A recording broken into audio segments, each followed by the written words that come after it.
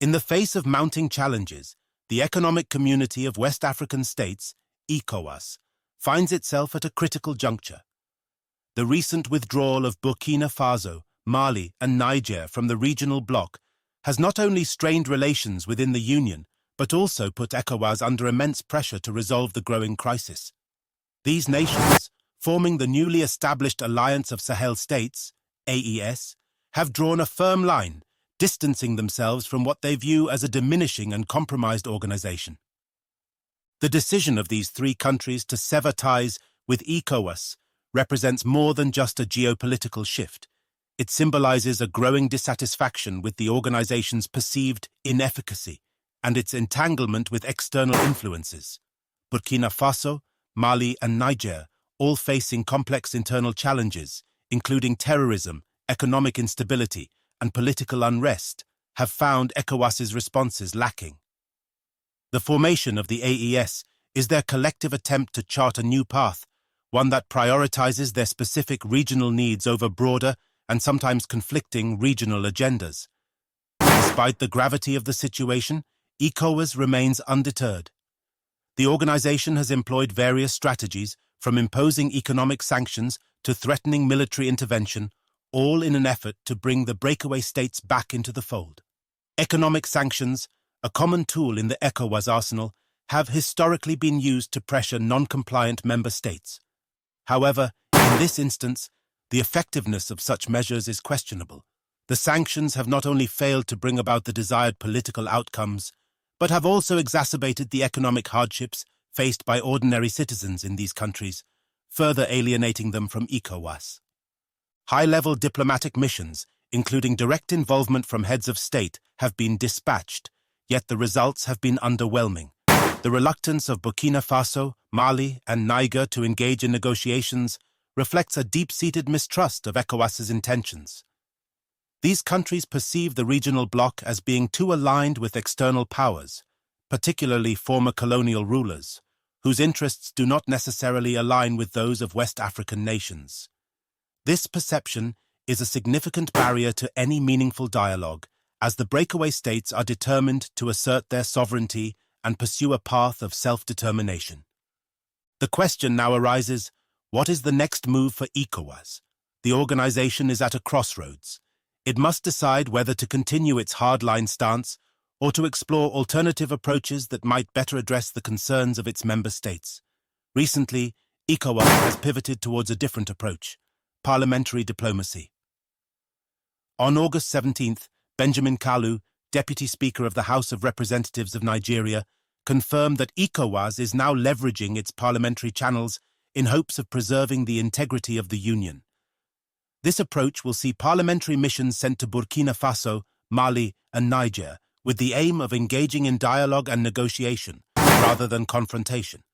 The shift towards parliamentary diplomacy represents a significant change in ECOWAS's strategy. It acknowledges the limitations of traditional diplomatic efforts and the need for a more nuanced approach.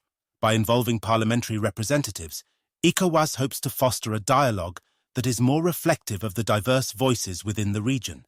These representatives, who are directly accountable to their constituents, may be better positioned to understand and address the concerns of the breakaway states. The leadership of Senegal and Togo has been tasked with spearheading these negotiations, but ECOWAS's parliamentary body is keen not to be sidelined. They believe that a collective diplomatic effort, grounded in dialogue, is essential for achieving a peaceful resolution. The involvement of Senegal and Togo, two countries with a history of stable governance and regional leadership, is a strategic choice. Their leaders are seen as credible mediators who can bridge the gap between ECOWAS and the AES. However, the central issue remains: will Burkina Faso, Mali, and Niger reconsider their stance and reintegrate into ECOWAS? As the situation unfolds, it becomes evident that the stakes are high not just for ECOWAS, but for the entire West African region. The Union, established in 1975 with the noble aim of fostering economic growth and political stability, now finds itself at a crossroads. The question on everyone's mind is whether ECOWAS can adapt to the changing political landscape or whether it will crumble under the weight of its internal divisions.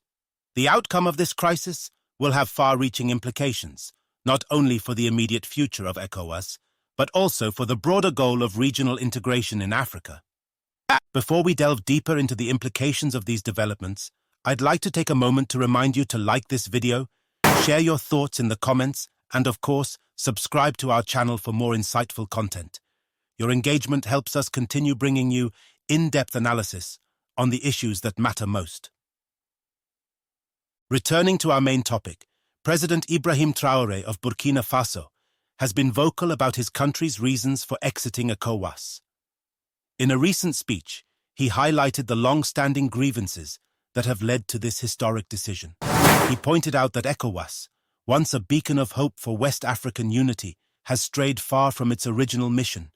Traoré's remarks underscore the belief that ECOWAS, under the influence of external powers, has become a tool for enforcing policies that do not align with the aspirations of its member states. The speech, delivered in French, resonates with a growing sentiment across the region: the need for genuine independence and self-determination. Traoré criticized ECOWAS for its inaction in the face of terrorism and for imposing sanctions that have only exacerbated the suffering of ordinary citizens. He questioned the legitimacy of an organization that, in his view, has failed to protect its members and has instead become an enforcer of foreign interests. This critique is particularly poignant given the security challenges that Burkina Faso and its neighbors face.